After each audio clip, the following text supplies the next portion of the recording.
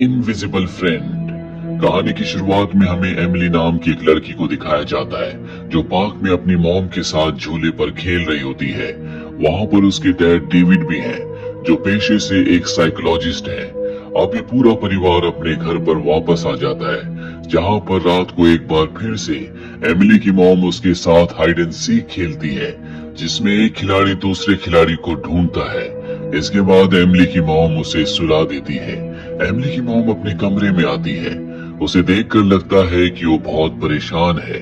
कोई तो ऐसी बात है जो उसे अंदर ही अंदर कचोट रही है। उसका हस्बैंड डेविड उससे इस बारे में पूछता है, लेकिन वो कुछ नहीं बताती। वो बाथटब में नहाने के लिए चली जाती है। आधी रात को 2 बजे के बाद जब डेविड की आंखें खुलती है तो वो देखता है कि उसकी वाइफ अब भी बेड पर नहीं आई। इसीलिए वो उसे बाथरूम में देखने के लिए जाता है, और जब वो बाथरूम के बाथटब में देखता है तो उसकी आंखें फटी की फटी रह जाती है, क्योंकि वहां पर उसकी वाइफ की डेड बॉडी है। पानी में खून होता है। वो अपनी वाइफ को गले लगाकर रोता है। दरवाजे पर हम एमिली को खड़ा देखते हैं। कुछ दिन के बाद हमें एमिली को बच्चों के हॉस्पिटल में दिखाया जाता है, जहां पर एमिली के पिता डेविड जाते हैं। वो अपनी दोस्त जो कि हॉस्पिटल की डॉक्टर है, उससे एमिली के बारे में बात करते हैं। डॉक्टर कहती है कि एमिली के लिए यही अच्छा होगा कि कुछ दिन के लिए तुम उसे कंट्री साइड ले जाओ, क्योंकि उसकी दिमागी हालत बहुत अच्छी नहीं है। अपनी मॉम की मृत्यु के बाद वो बहुत ज्यादा डिप्रेस हो गई है। डेविड को डॉक्टर की बात सही लगती है। इसके बाद डॉक्टर एमिली से गले मिलती है और उसे गुड बाय कहती है।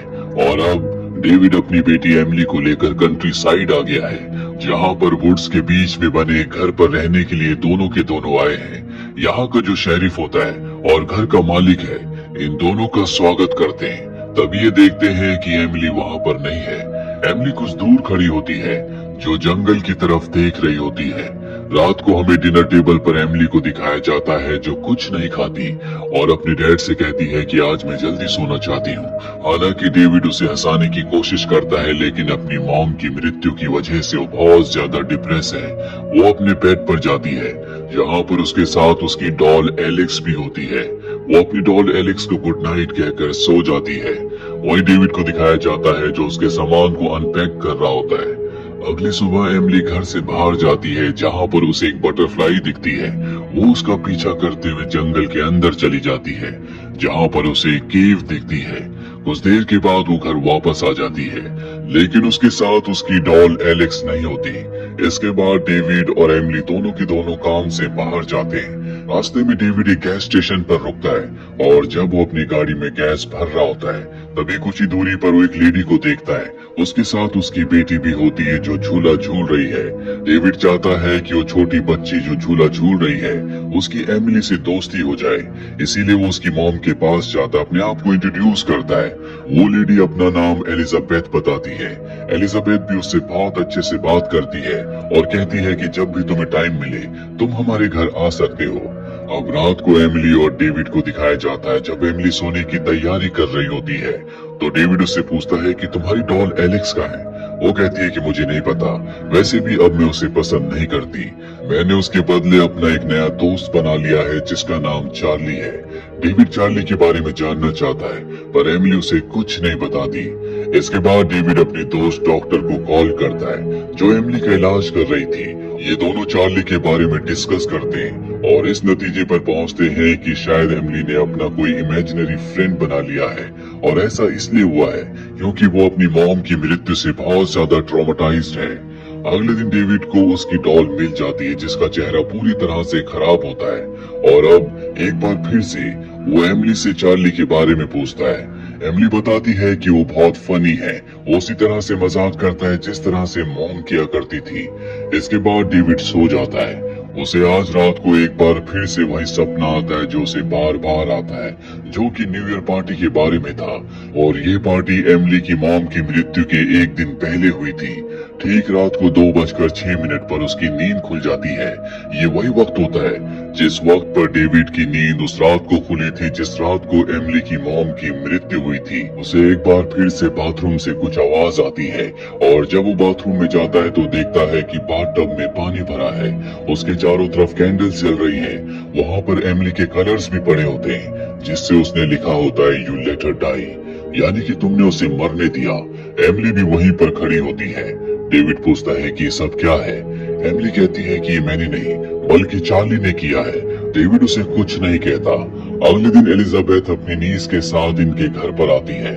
दरअसल जो बच्ची झूला झूल रही थी वो उसकी बेटी नहीं बल्कि नीस है, और यहाँ पर वो एमिली से दोस्ती करने की कोशिश करती है, पर एमिली उसकी बात का कोई जवाब नहीं देती। इसीलिए वो बच्ची अपनी डॉल उसे देती है।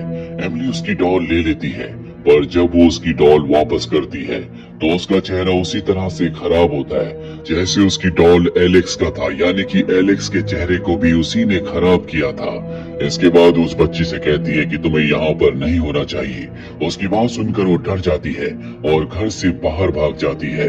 उनके जाने के बाद डेविड अपनी बेटी एमिली से कहता है कि तुम्हें उस लड़की से दोस्ती करनी चाहिए थी। वो कहती है कि मुझे दोस्त की जरूरत नहीं है, मेरे पास चार्ली काफी है। डेविड भी उसे फोर्स नहीं करता। अगले दिन डेविड जब बर्तन धो रहा होता है तभी वो खिड़की से बाहर देखता है जहाँ पर एमिली खेल रही होती है। उसके सामने एक आदमी बैठा होता है। डेविड बाहर जाकर उससे पूछता है तो बताता है कि मैं तुम्हारा नेबर हूँ। डेविड उससे अच्छे से बात नहीं करता और एमिली को घर के अंदर ले आता है और कहता है कि तुम स्ट्रेंजर से बातें मत किया करो। अब कुछ देर के बाद डेविड को एमिली के कमरे से हंसने की आवाज आती है, और जब वो उसके कमरे में जाता है तो वो अकेली बैठकर हंस रही होती है। डेविड उससे पूछता है क्या चार्ली यहाँ पर है। वो कहती है कि नहीं, तुम्हारे आते ही वो खिड़की से भाग गया क्योंकि वो तुम्हें पसंद नहीं करता। डेविड वहाँ से चला जाता है।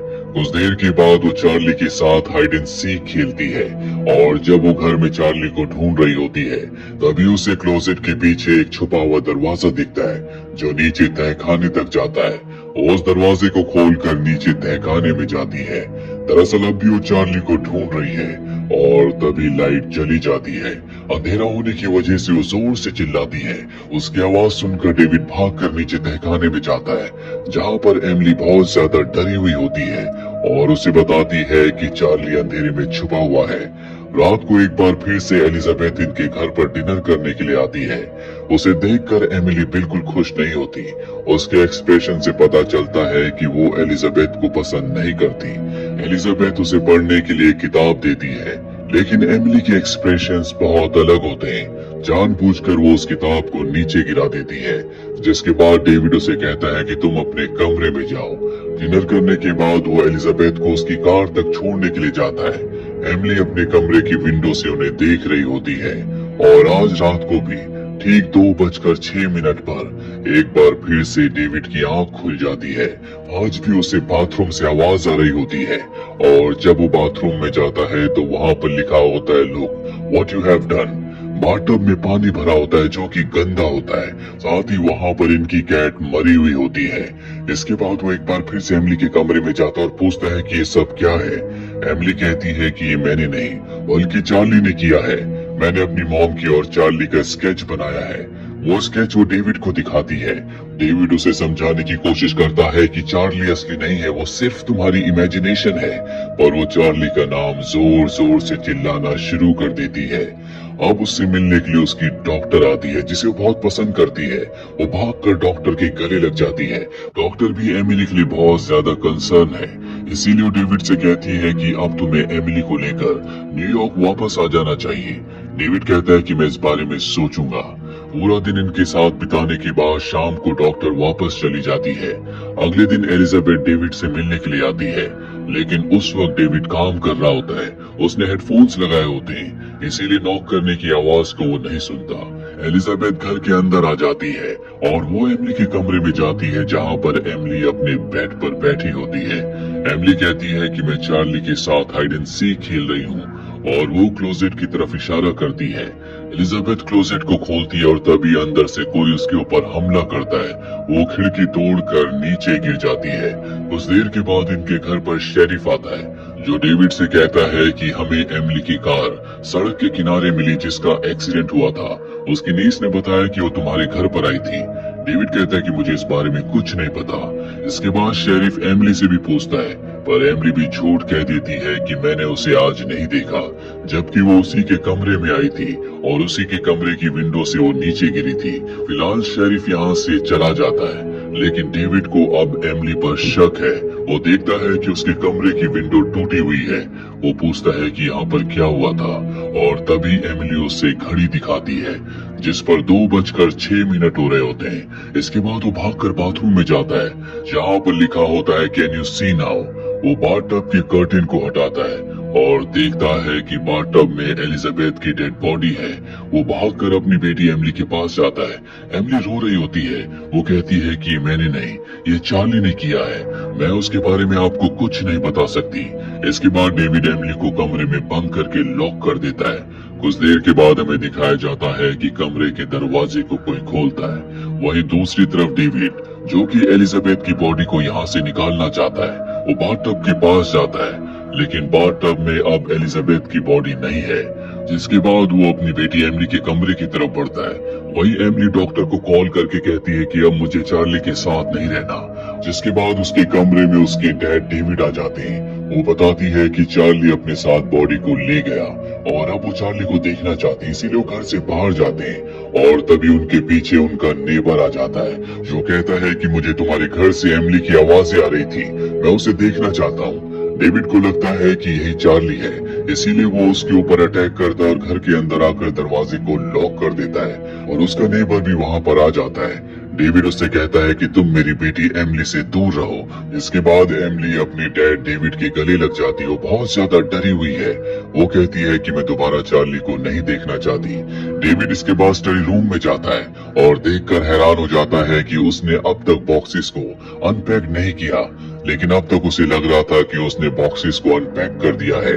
साथ ही वो जर्नल यानी कि वो डायरी जिस पर हर रोज वो कुछ लिखा करता था, उसका हर एक पेज ब्लैंक होता है। कहानी यहाँ से उस दिन में जाती है जब एमिली बटरफ्लाई का पीछा करते हुए जंगल में एक केव तक पहुंच गई थी। उस केव से दरअसल डेविड बाहर आया था और यहाँ पर डेविड को समझ में आ जाता है कि उसकी दिमागी हालत पूरी तरह से नॉर्मल नहीं है। उसे मल्टीपल पर्सनैलिटी डिसऑर्डर है जिसमें एक ही इंसान के अंदर अलग अलग कई तरह की पर्सनैलिटीज रहती हैं और एक पर्सनैलिटी को दूसरी पर्सनैलिटी के बारे में कुछ याद नहीं रहता। साथ ही एमिली का जो इमेजिनरी फ्रेंड है जिसका नाम चार्ली है, वो इमेजिनरी नहीं है बल्कि डेविड ही चार्ली है। चार्ली उसकी दूसरी पर्सनैलिटी है। जब भी वो चार्ली की पर्सनैलिटी में आता है तो उसका दिमाग ये मान लेता है कि उस वक्त वो अपनी डायरी में कुछ लिख रहा है। इसीलिए जब एलिजाबेथ उनके घर आई थी तो हमें दिखाया था कि डेविड अपने कमरे में अपनी डायरी पर कुछ लिख रहा है। साथ ही उसने हेडफोन्स लगा रखे हैं। दरअसल ये सब कुछ हमें डेविड के परसेप्शन से दिखाया था। उसी ने एलिजाबेथ को मारा है और उसे वो पल भी याद आता है जो कि न्यू ईयर से एक दिन पहले का दिन था जब पार्टी थी। पार्टी में उसने अपनी वाइफ को एक दूसरे आदमी के साथ मेकआउट करते हुए देख लिया था। इसीलिए अगली रात उसने खुद अपनी वाइफ को मारा। दरअसल उसकी बेटी एमिली को उसकी स्प्लिट पर्सनैलिटी के बारे में हमेशा से पता था, लेकिन उसे ये नहीं पता था कि उसकी किस पर्सनैलिटी ने उसकी मॉम को मारा है। पर जब उसने एलिजाबेथ को मारा तो उसे पता चल गया कि वो चार्ली है जिसने उसकी मॉम को मारा था। इसीलिए वो अपने पिता के गले लगकर कहती है कि अब वो चार्ली को और नहीं देखना चाहती क्योंकि उसे समझ में आ चुका है कि चार्ली ही कातिल है। जब भी डेविड चार्ली की पर्सनैलिटी में आता है तो उसे पिछला कुछ याद नहीं रहता और अब जबकि उसकी डेविड वाली पर्सनैलिटी को चार्ली का एहसास हो चुका है तो चार्ली की पर्सनैलिटी उसे पूरी तरह से टेक ओवर कर लेती है। वो एमिली से कहता है कि तुम्हारे पिता हमेशा के लिए जा चुके हैं। वहीं हमें घर के बाहर शेरिफ को दिखाया जाता है। दरअसल जो इनका नेबर था उसने शेरिफ को इन्फॉर्म कर दिया था। शेरिफ इसके बाद एमिली के कमरे में आता है और तभी लाइट चली जाती है, जिसके बाद वो नीचे चेक करने के लिए जाता है जहाँ पर चार्ली होता है। चार्ली शेरिफ को भी मार देता है और अब चार्ली की पर्सनैलिटी को पता है कि एमिली उसे पसंद नहीं करती। इसीलिए वो कहता है कि मैं तुम्हारे साथ एक बार फिर से हाइड एंड सीक खेलूंगा। एमिली ये सुनकर डर कर भाग कर कहीं छुप जाती है। वहीं घर के बाहर हमें दिखाया जाता है जहाँ पर एमिली की डॉक्टर भी आ चुकी है और जब वो घर के अंदर जाती है जहाँ पूरी तरह से अंधेरा होता है, अचानक से चार्ली उसके सामने आ जाता है और उसे धक्का देकर नीचे तहखाने में गिरा देता है, जिसके बाद वो तहखाने के दरवाजे को लॉक कर देता है। डॉक्टर को वहाँ पर शेरिफ की डेड बॉडी दिखती है। वहीं अब चार्ली एमिली की तरफ बढ़ रहा होता है। एमिली अपने कमरे के दरवाजे को अंदर से लॉक कर देती है और चार्ली कमरे के दरवाजे को तोड़ देता है, पर अब तक एमिली विंडो से भागकर जंगल की तरफ चली जाती है। भागते भागते वो उसी केव तक पहुंच जाती है जहां से उसने सबसे पहले चार्ली की पर्सनैलिटी को बाहर निकलते हुए देखा था। एमिली उस केव के अंदर छुप जाती है, पर अब वहां पर चार्ली भी पहुंच चुका है। वो एमिली को ढूंढ रहा होता है। दूसरी तरफ हमें डॉक्टर को दिखाया जाता है जो शेरिफ की गन लेकर तहखाने से बाहर आ जाती है। उसे घर पर ना एमिली दिखती है और ना ही डेविड, जो असल में चार्ली है। और अब वो किसी भी तरह से एमिली को बचाना चाहती है, इसीलिए वो उनकी आवाजों का पीछा करते हुए खुद भी केव तक पहुंच जाती है। और जब वो केव के अंदर जाती है तो उसके सामने चार्ली होता है। एमिली के हाथ में गन देखकर वो प्रिटेंड करता है जैसे कि वो डेविड हो, और जब वो उसके सामने पहुंच जाती है तो वो उसके हाथ से गन को नीचे गिरा देता है, जिसके बाद वो डॉक्टर के ऊपर हमला करता है और डॉक्टर को मारने वाला होता है कि तभी एमिली डॉक्टर को बचाने के लिए उसके सामने आकर उसे आवाज देती है। और अब वो धीरे धीरे एमिली की तरफ बढ़ने लगता है और तभी डॉक्टर को मौका मिल जाता, वो गन उठाकर डेविड को शूट कर देती है, जिससे डेविड की वहीं पर मृत्यु हो जाती है। इसके बाद डॉक्टर उसे अपने साथ न्यूयॉर्क शहर वापस ले आती है। कुछ महीने बीत जाते हैं और अब कैथरीन और एमिली एक साथ एक ही घर में रहते हैं। दोनों के दोनों बहुत खुश हैं। एमिली की लाइफ एक बार फिर से नॉर्मल हो गई है। वो स्कूल जाती है। उसने एक स्केच बनाया होता है जो कि डॉक्टर और उसका होता है, और उसने जो अपना स्केच बनाया होता है उसका एक शरीर और दो फेसेस होते हैं, जिसका मतलब ये हो सकता है कि शायद उसके पिता की तरह उसके अंदर भी दो पर्सनैलिटीज हो, वो भी स्प्लिट पर्सनैलिटी डिसऑर्डर का शिकार हो। और इस बारे में एमिली के अलावा किसी को कुछ नहीं पता। आपको क्या लगता है? कमेंट बॉक्स में जरूर लिखें। उम्मीद करते हैं कि ये कहानी आपको पसंद आई होगी।